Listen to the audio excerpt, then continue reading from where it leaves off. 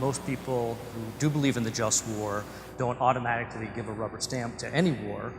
So it's interesting that the just war tradition is really an anti-war tradition. It's saying war is a bad thing.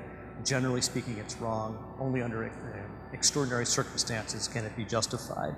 Many people point to classic wars such as the Second World War to fight Nazism as a true just cause, but it raises problems about how that war was justified since civilians were intentionally killed in saturation bombing and things like that. More recently, something like the first Gulf War, where you had a clear invasion of one country taking over another country, and the U.S. and a coalition pushing Saddam Hussein out of Kuwait. That's often considered a classic just war as well.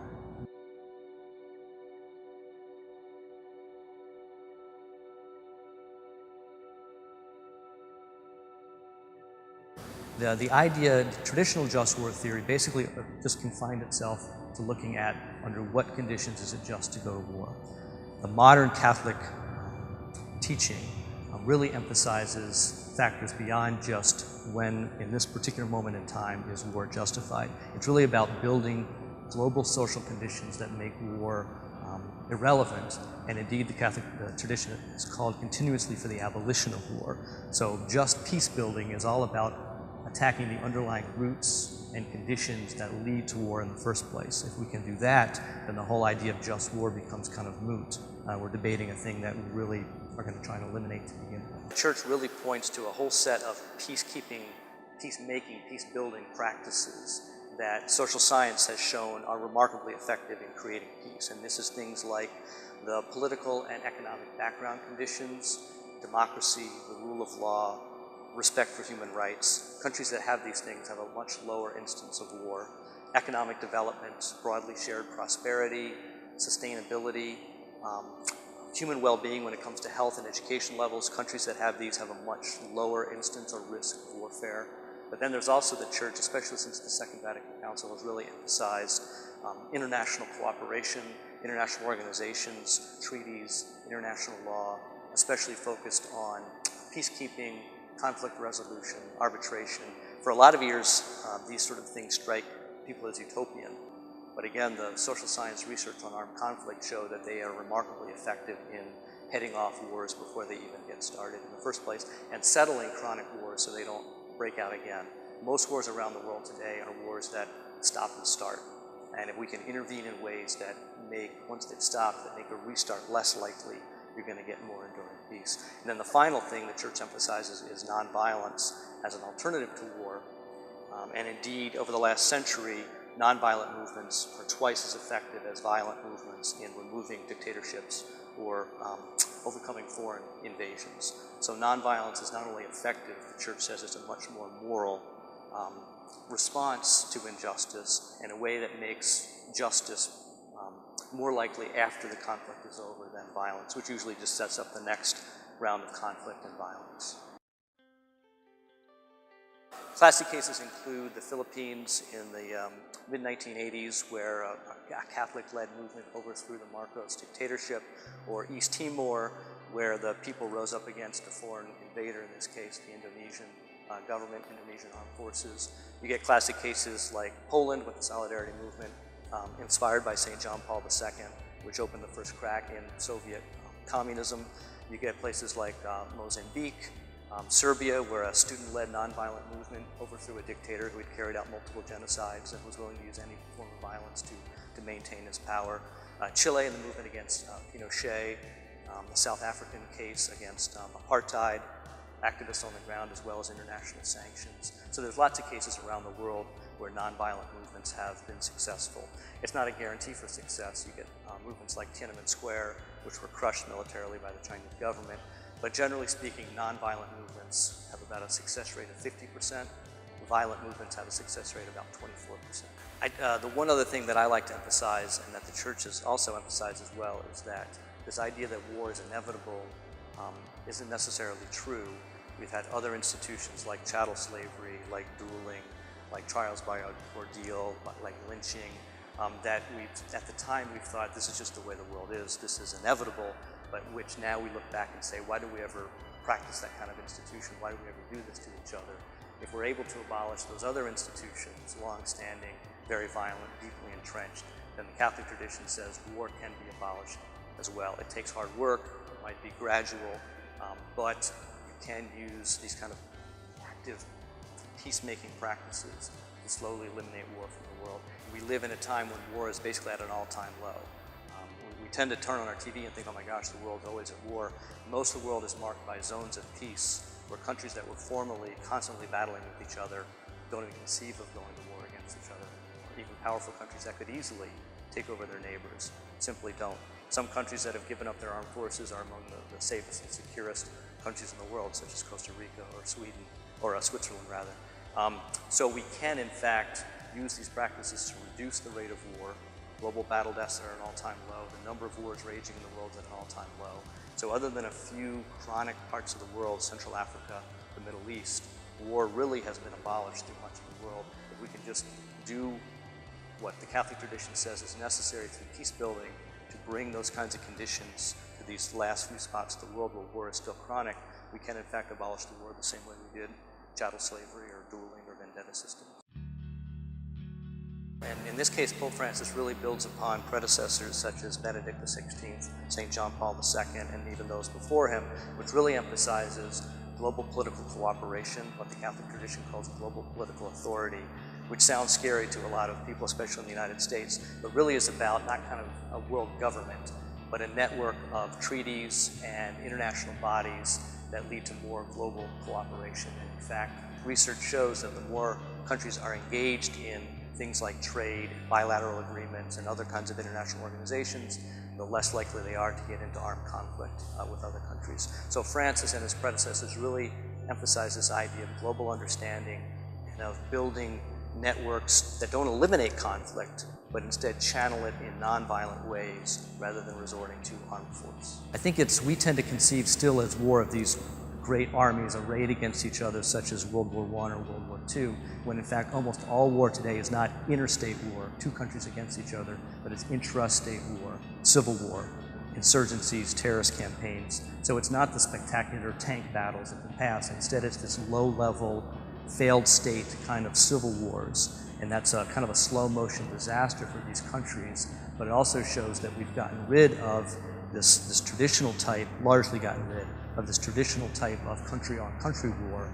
If we can bring the kind of democratic stability and economic development to these failed, collapsed states, then you can eliminate civil war there as well, much as it's been eliminated through other parts of the world. The Catholic tradition really emphasizes that, especially when it comes to insurgency movements or terrorist movements, war is a really, really poor way to fight those kinds of things, just tactically, and military people will tell you the same thing, that a straight-up military conflict between two armed traditional armies, war can be effective, but against insurgency or terrorist campaigns, war tends to be ineffective and often makes the situation worse. Remember, the situation that we're talking about now arose out of an initial invasion designed to fight terrorism. Instead, it's brought civil war and terrorism to a huge swath of multiple countries.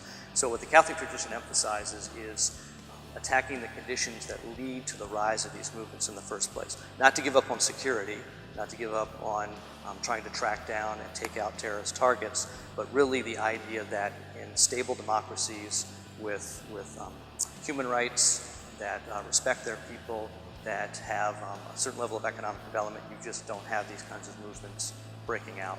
So there's no military solution to terrorist campaigns such as the Islamic State. Really, there's political and economic type solutions in the background to kind of drain the swamp. So just war theory basically emerges in the first few centuries of the church. St. Ambrose and especially St. Augustine around 300 AD. They are the ones that sort of formulate this idea, drawing on Roman law, of under what conditions a war might be justified. And that's where you get things like it has to be a just cause, it has to be declared by legitimate authority, not a private citizen. It has to be a last resort, these kinds of things. Then by the Middle Ages, with other thinkers, Aquinas, Suarez, people like this, you get what's called jus in bello, which is the rules of war. So no intentionally killing non-combatants, proportionality, don't use more destruction that's necessary to achieve the objective of the war.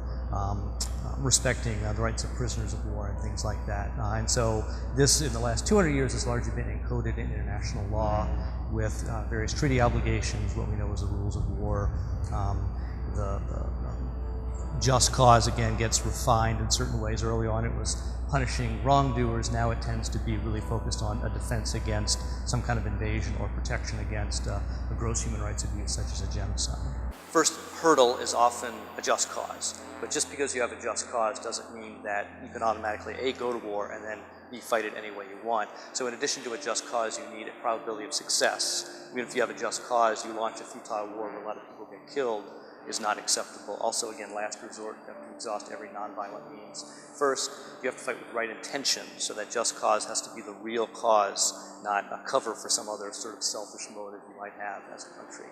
Normally, in traditional just war theory, which the Catholic Church still embraces in many ways, preemptive war is only acceptable if the threat is imminent. The classic case might be the Six-Day War, where Israel's neighbors were poised at the border with tanks, and it was very clear the next day an invasion was going to happen, so Israel launched its military as a preemptive kind of strike. The threat has to be very clear, it has to be imminent, and it has to be certain. A case like the Iraq War, the reason Catholic Church leaders from the Pope on down condemned it, was that it clearly wasn't an imminent threat. And so preemptive wars to basically take out a rival as part of a geopolitical strategy are out of bounds when it comes to Catholic just war tradition. It's a little bit similar in Catholic moral reasoning to cases of self-defense. So if I'm under attack, I need to try other ways of diffusing the situation first, whether it's retreating, whether it's trying to talk my attacker out of it. But there might come a point where the only way to defend myself or my family is to use force. And war is a similar kind of paradigm in the Catholic tradition, where last resort doesn't mean you can never use military force, but that every other means has to be tried first, and you have to fight in a spirit that makes peace more likely afterwards.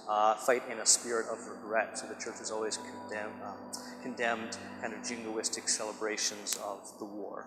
This is a tragic necessity, and you have to fight a war as if it were a tragic necessity. More recent centuries, the Church has really emphasized trying to create situations where the threat of war doesn't even arise in the first place. So try and build a positive vision of peace where you don't even have to get to that point where war becomes necessary.